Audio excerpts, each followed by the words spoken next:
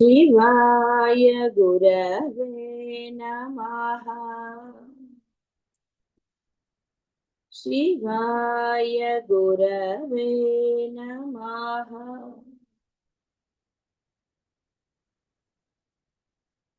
शिवाय गुरवे नमः। शिवाय गुरवे नमः। शिवाय गुरवे नमः। అమ్మ పేరు నిలయ, పుష్పముల యందు ప్రీతి, ఇవన్నీ కూడా మనలాగే అమ్మకు కూడా ఉన్నాయి అని భావించడానికి లేదు.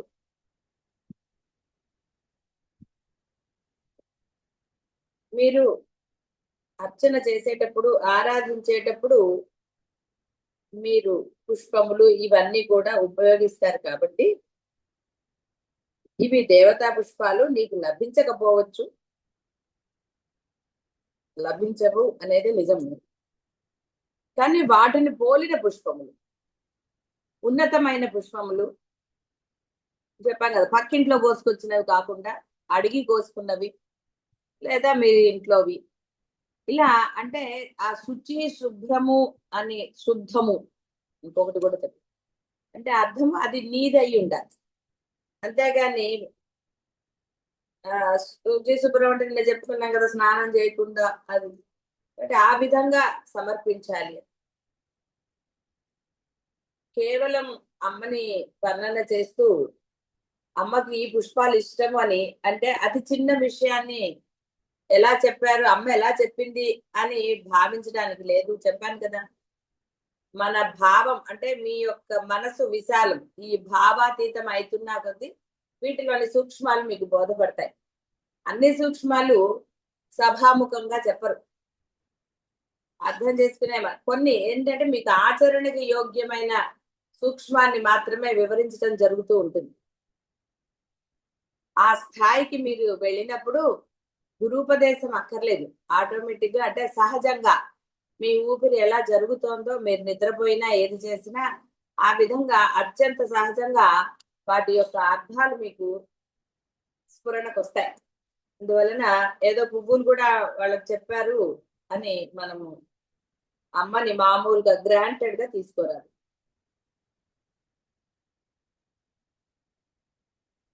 మందార కుసుమ ప్రియాన్ వీరారాధ్య. వీరులు అంటే త్రిమూర్తులు, ఇంద్రులు మొదలైనవి, వీరిచే ఆరాధించబడుతోంది. మహావాక్యోపదేశమును పొందిన శ్రీ సరే శ్రీ విద్యా పూర్ణ దీక్షాపరులు వీరులు అనే అంటే జ్ఞానులు అనే అర్థం ఉంటుంది. అమ్మ యొక్క ఆ శ్రీచక్ర ఉపాసన చేసేవారు, ఉపదేశం ఆ మంత్రాన్ని, ఎందుకంటే శ్రీచక్ర ఉపాసన అనేది ఎవరంటే వాళ్ళు చేసేస్తారు, గురుముఖత నేర్చుకుని అంటే ఆ ఉపదేశం మంత్రాన్ని ఉపదేశంగా పొంది ఆ పద్ధతిని తెలుసుకుని చేయాలి. ఇష్టమైనట్టుగా చేయడానికి చెప్పాను కదా, దానికి చాలా దీక్షలు చాలా ఉంటాయి. అందువల్ల అనవసరంగా దాని జోలికి వెళ్ళి లేని దోషాలు తెచ్చుకోరు. కర్మనిష్ఠుల చేత కూడా ఆరాధించబడుతోంది.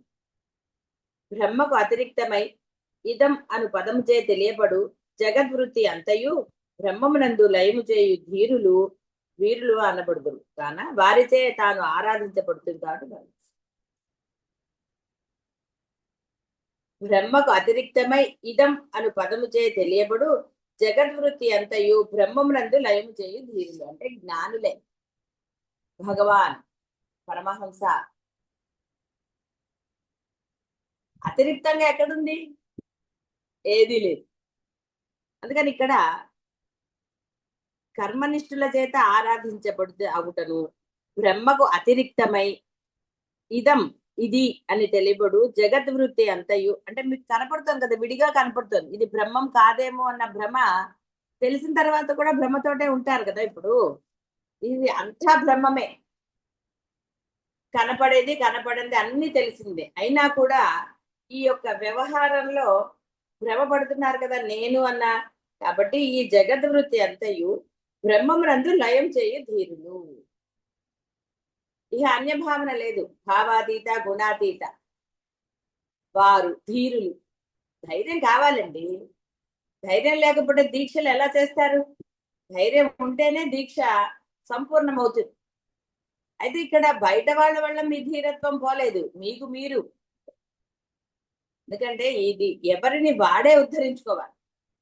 ఒకరు భోజనం చేస్తే మీకు ఇదవుతుందంటే ఒకళ్ళు ఏసీలో కూర్చుంటే మీకు చల్లబడతారా? కాదు. అలాగే దీన్ని కూడా ఎవరికి వారు పొందవలసిందే. ఇది ఎవరి అనుభవం వారిదే. అందరి అనుభవాలు బ్రహ్మానందాన్నే ఇస్తాయి.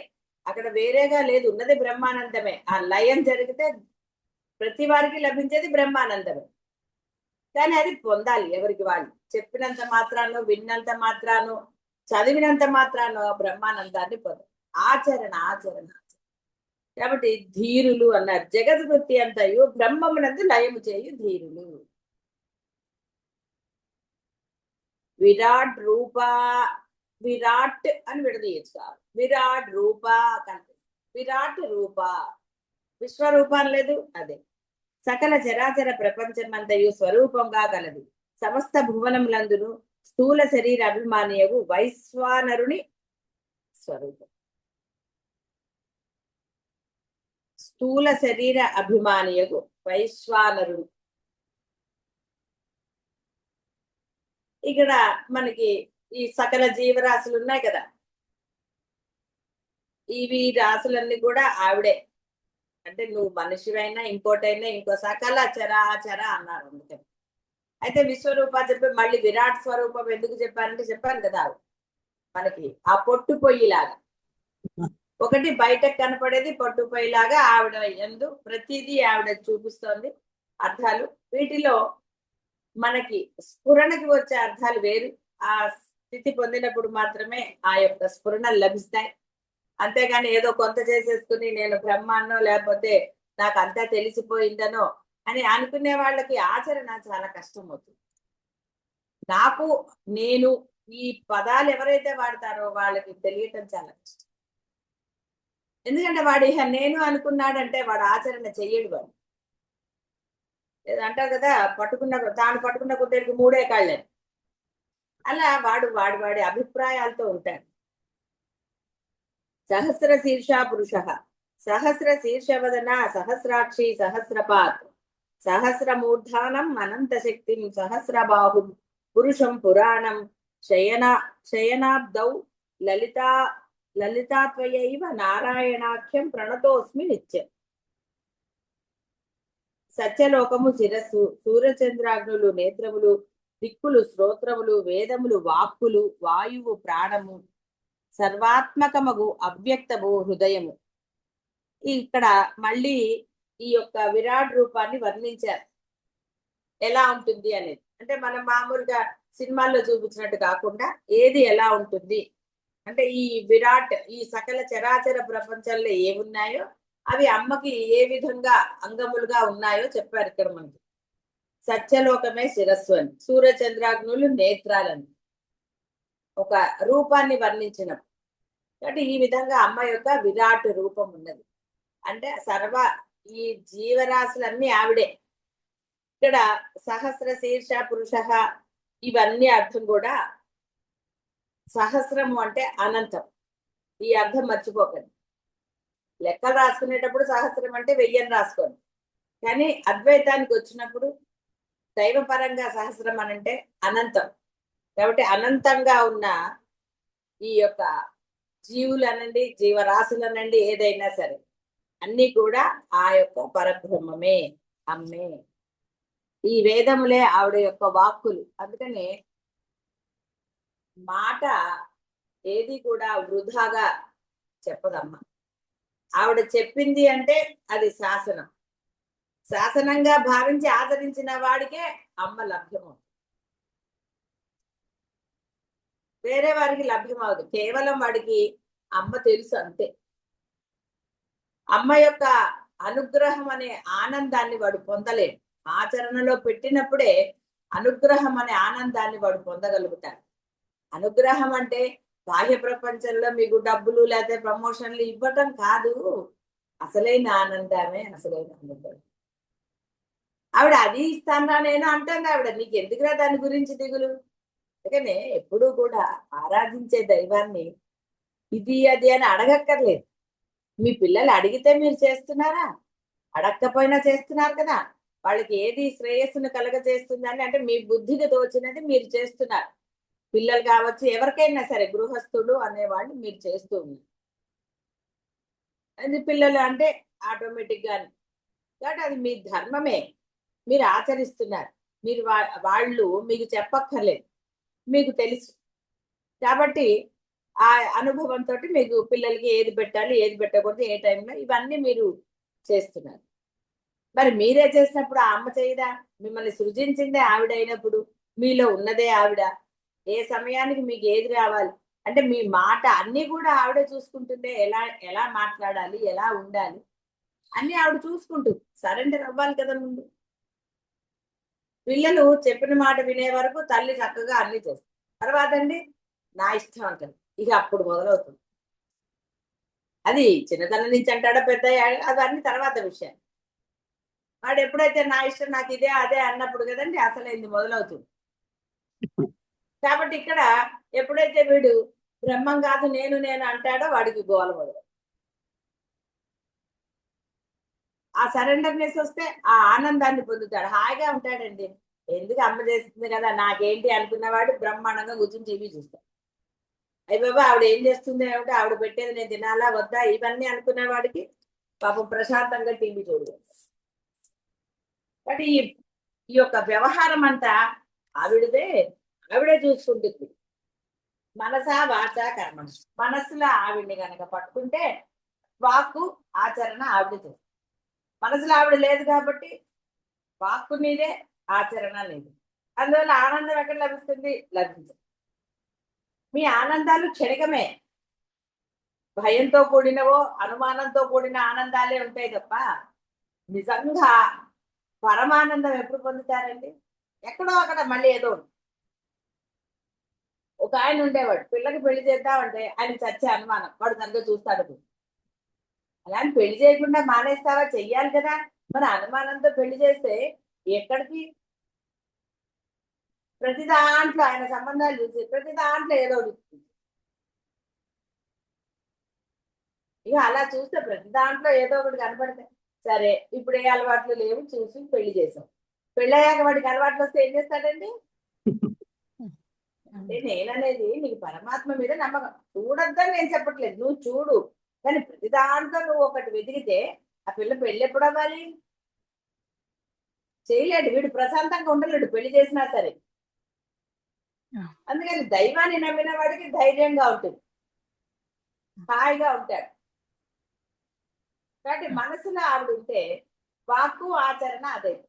అప్పుడు ఈ అనుమానానికో ఈ భయాలకో బాధలకో తావేది? కాబట్టి సముద్రాలు ఉదరంట, పర్వతాలు ఎముకలు, నదులు ఇలా అన్ని చెప్పారు. పంచీకృతములకు పంచభూతములచే ప్రకృతి దృశ్యమానముకు సకల చరాచర ప్రపంచ రూపము ఆవిడే. ప్రపంచము చతుర్దశ భువన విలసితము.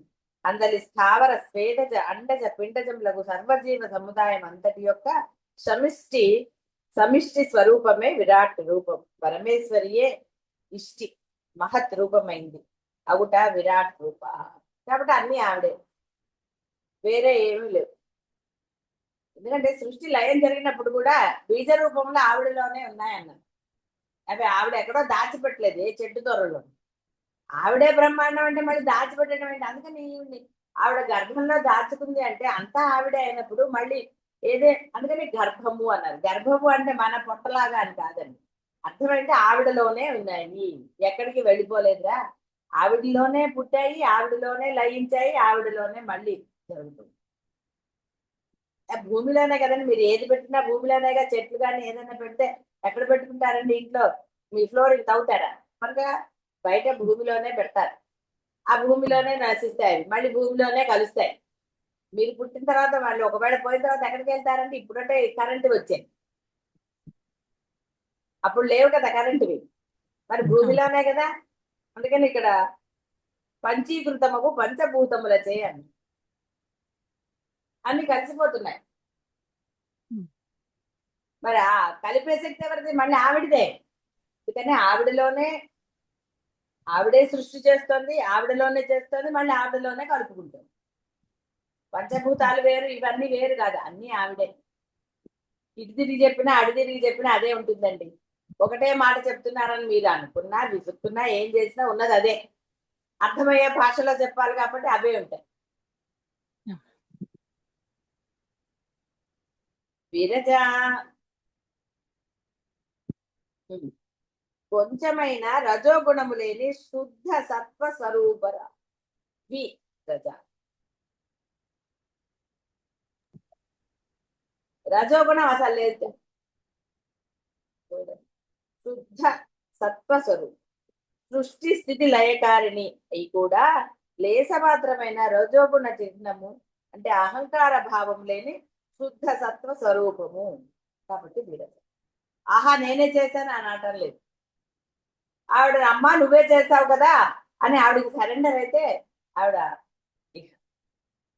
చెప్పక్కర్లేదు. ఆవిడ యొక్క అనుగ్రహం ఇంత అంత అని చెప్ప. నేనే గొప్పవాణ్ణి, నా తెలివితేటల వల్ల నేను ఇంత ఆస్తి సంపాదించాను, లేకపోతే నేను కాబట్టి అని విర్రవేగేవాడికి నవ్వుకుంటుంది. ఆవిడ ఏం అనదు. చూడండి, ఇంత సృష్టి చేస్తూ మీ బుద్ధులు ఇచ్చి మీకు ఎవరికి ఎంత శక్తి ఇవ్వాలి, వయసుని బట్టానండి, ఇంకో దాన్ని బట్టానండి, రకరకాలుగా వాడి కర్మను బట్టి, అన్నిటికీ మూలమైన కర్మను బట్టి ఇస్తున్నారు.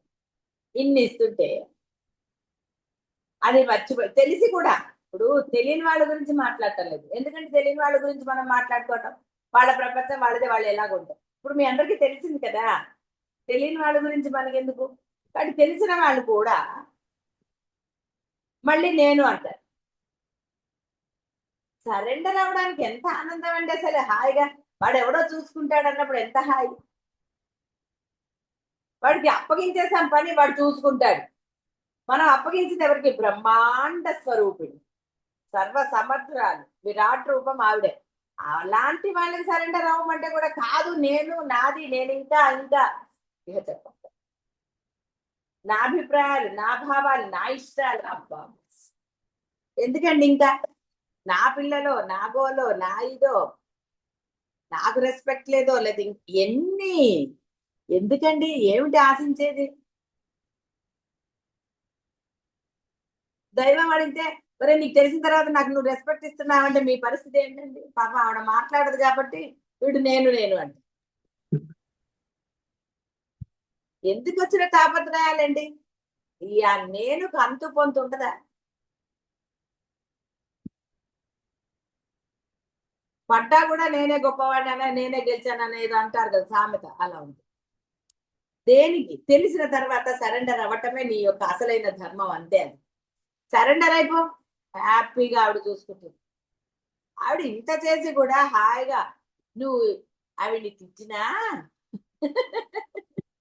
అనరండి. అదేదో పాటలో ఉంటుంది కదా, నువ్వా దేవుడివి అని. తిట్టేవాళ్ళు లేరండి, తిడతారు. వాడి కోరిక తీరకపోతే తిడతారు, కోరిక తీరితే అబ్బో గొప్ప. అబ్బాయి వేస్ట్ అండి. ఆ క్షేత్రానికి వెళ్ళాను, దండం పెట్టాను, కానీ ఏం కోరిక తీరలేదు. ఆ గుడికి వెళ్ళానండి, కోరిక తీరలేదు. వాడు ఆ గుడికి వెళ్ళడు. అంతే తప్ప తనలో దోషం ఉందని ఎవడంటాడండి? అందుకే అంటారు, ఒకవేళ అవతల వాళ్ళకి చూపిస్తే 4 వేలు నిన్నే చూపిస్తున్నాయిరా. ఎప్పుడు మనిషి ఈ జీవలక్ష అహంకారం, ఈ రజోగుణమే అది ఎప్పుడు ఏం చేస్తుందంటే తన కోరిక తీరకపోతే వాడు అన్ని మర్చిపోతాడు. పరమాత్మ వల్లే నేను ఈ రోజుకి ఇలా ఉన్నాను, ఇన్ని రోజులు ఇదంతా కూడా అదే అన్న ఈ అనుగ్రహాన్ని వాడు మర్చిపోతాడు అంటే తిట్టే సమయంలో మర్చిపోతాడు, అని కావాలని మరుపు తెచ్చు. ఒరే నీకు అవన్నీ చేశారు, అవును కరెక్టే, కానీ ఇప్పుడు చేయట్లేదు కదా అంటాడు. ఇప్పుడు బంధాల పట్ల మీరు ఏమంటారండి? ఎంత చేశాను, ఎలా చేశాను, ఎంత పెంచాను, చిన్నప్పుడు వాడిని ఎలా చూశాను, వాడికి అది చేశాను, ఇది చేశాను, వాడు ఇప్పుడు నన్ను చూడటం లేదమ్మ. మరి నువ్వే ఇన్ని లక్షలు ఇవి చెప్తే ఓ 20 ఏళ్ళు 30 ఏళ్ళు పెంచి అది ఎవరి పట్లైనా పెంచో లేదా చూసో ఏదో అనుకుందాం. ఒక్క అవతల కాస్త అది నిజమైన తేడా కావచ్చు, కాకపోవచ్చు, ఏదన్నా జరగచ్చు. రజోగుణం ఎక్కడి నుంచి వచ్చిందండి? కుండలిని శక్తి, పాము బుస్సుమని లేచేస్తుంది. అంటే దానికి నచ్చలేదు కాబట్టి రజోగుణం వచ్చింది.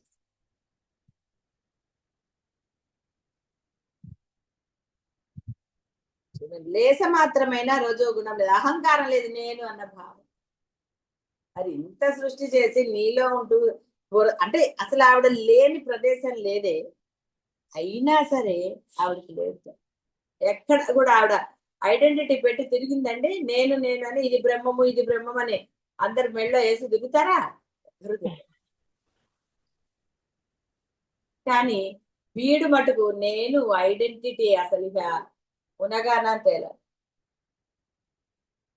ఎందుకు ఒకరిని ఇది చేయటం, ఇక సరే చెప్పక్కర్లేదు అనుకోండి, ఒకరిని విమర్శించడం కానివ్వండి, వారి పట్ల ఒక అభిప్రాయం కానివ్వండి, ఇక రకరకాలు, ఏది అని చెప్పడానికి ఏది లేదు.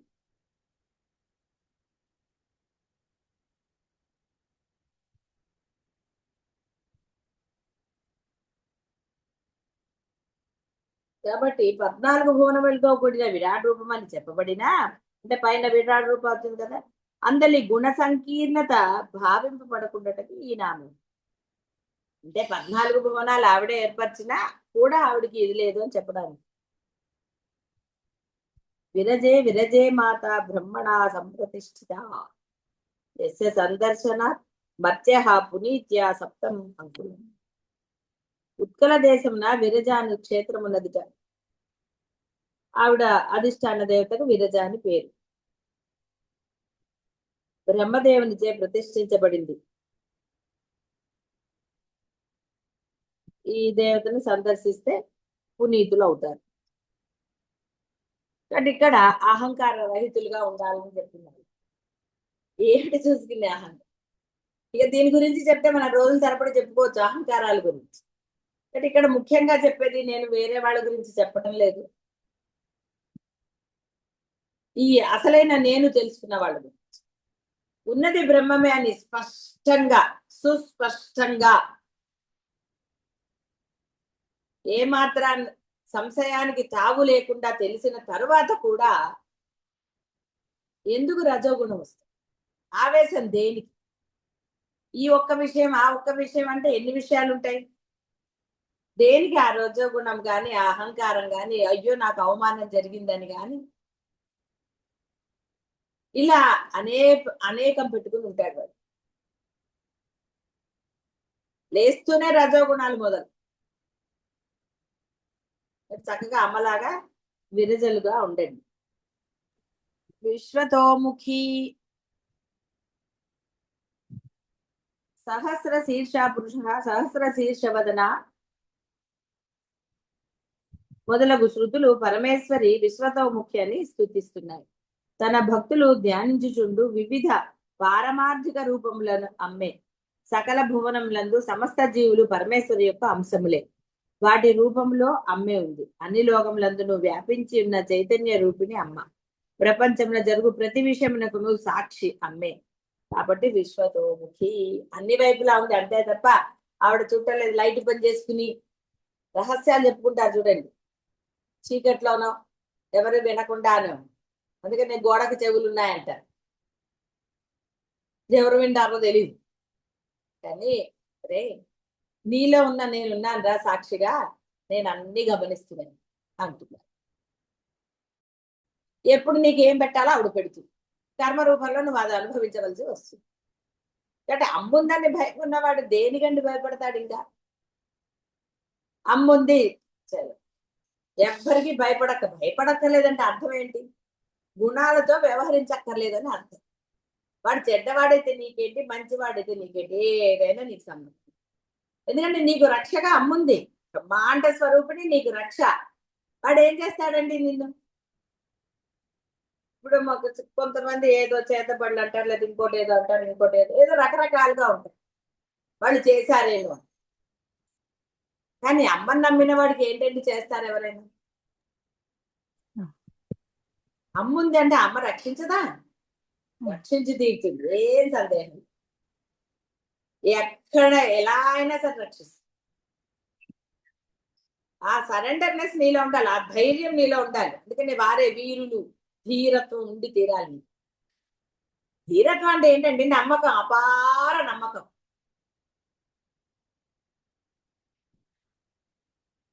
ప్రత్యక్ రూప ప్రత్యక్ రూప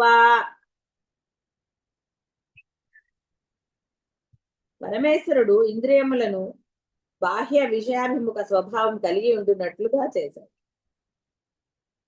కావున అవి బాహ్యములకు శబ్దాదులను మాత్రం గ్రహిస్తున్నాయి, అంతరాత్మను చూడలేదు.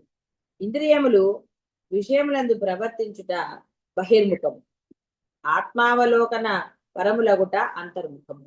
ఇదే ప్రత్యక్ ముఖత్వము. కావున అంతర్ముఖుల ధ్యేయమగునది ప్రత్యక్ అనబడు ఆత్మయగుట ప్రత్యక్ రూప అనే పరమేశ్వరి ఆత్మస్వరూపమని తెలుసుకోవాలి. అట్టి ప్రత్యక్ రూపయగు పరమేశ్వరి అంతర్ముఖులై జ్ఞాన నేత్రమును చూడగలిగిన వారికే గోచరిస్తుంది. పరాన్ముఖులకు పరాన్ముఖియే అవుతుంది బాహ్య ప్రపంచం. ఇది కూడా చాలా క్లియర్ గానే అండి. ఏదో అంతర్ముఖము బాహ్యము అంటే పరమేశ్వరుడు మనకి ఇచ్చిన ఈ ఇంద్రియాలతో బాహ్యమైన గ్రహించడానికి ఇచ్చారు. మరి చూడకపోతే ఎలాగండి పాపం?